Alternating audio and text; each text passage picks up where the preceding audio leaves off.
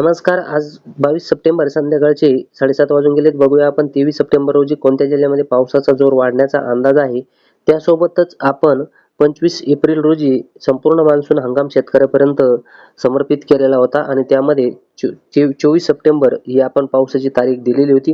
23 तारखेनंतर म्हणजे 24 सप्टेंबर पासून चांगल्यापैकी पावसाचा जोर वाढेल अशा प्रकारचा अंदाज दिलेला आहे.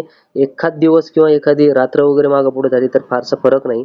2-3 दिवस जरी मागे पुढे झाले तर काही अडचण नाही, कारण की हा आपण अंदाज जवळपास 6-6.5 महिन्यापूर्वी म्हणजे एप्रिल महिन्यामध्ये दिलेला होता.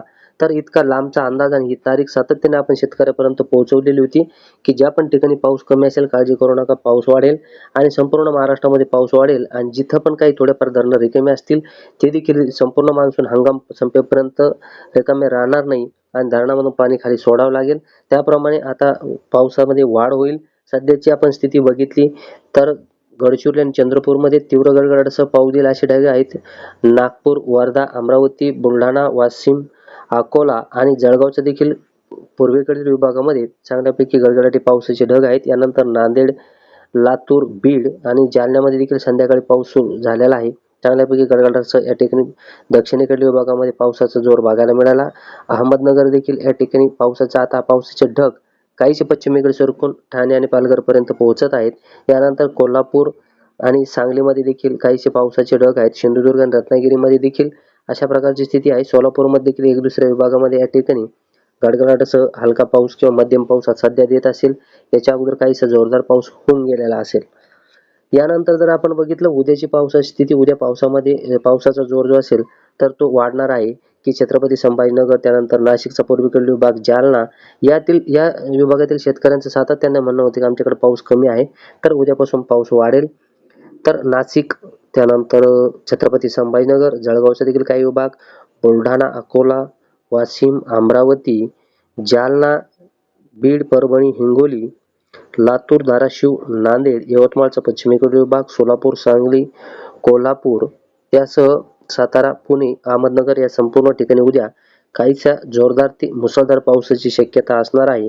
आणि महत्त्वाचं म्हणजे आता संध्याकाळपर्यंत जरी पाऊस काही ठिकाणी पोहोचला नाही तर शेतकरी म्हणतील की पाऊस झाला नाही. तर खास करून हा पाऊस जो असेल तर या ठिकाणी उद्या रात्री पावसाचा जोर प्रामुख्याने उत्तरेकडे वाढण्याचा अंदाज आहे. दिवसा देखील पाऊस संध्याकाळी होईल, परंतु तुम्हाला माहितीच तो सांगतो की रात्री पावसाचा जोर वाढण्याचा अंदाज आहे. या व्यतिरिक्त किनारपट्टीला देखील आणि मुंबई, ठाणे, पालघरपर्यंत देखील उद्यापासून सक्रियता पावसाची वाढेल. धुळे आणि नंदुरबारमध्ये देखील उद्या जोरदार पावसाचा अंदाज असणार आहे. त्यानंतर विदर्भामध्ये जे असेल तर उत्तरेकडे काहीसा पाऊस आपल्याला बघायला मिळेल. यानंतर दक्षिणेकडे देखील काहीसा जोरदार पावसाची शक्यता आहे.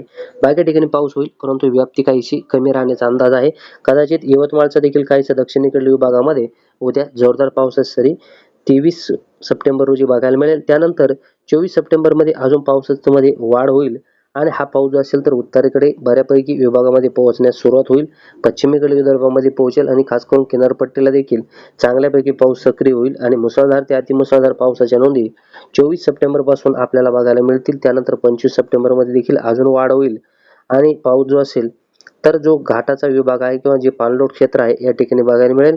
24 आणि 25 सप्टेंबरमध्ये मराठवाड्यामधील आणि त्यासोबत मध्य महाराष्ट्रातील सोलापूर, धाराशिव, लातूर, नांदेड, हिंगोली, परभणी, त्यानंतर यवतमाळ, अकोला, वाशिम, बुलढाणा, छत्रपती संभाजीनगर, जळगाव, नाशिक, पुणे, अहमदनगर, सातारा या संपूर्ण ठिकाणी जे असेल तर मुसळधार पावसाची शक्यता 24 आणि 25 तारखेला अधिकाधिक असणार आहे या संपूर्ण ठिकाणी. तर अशा प्रकारचा एकंदरीत 2-3 दिवसाचा अंदाज आहे.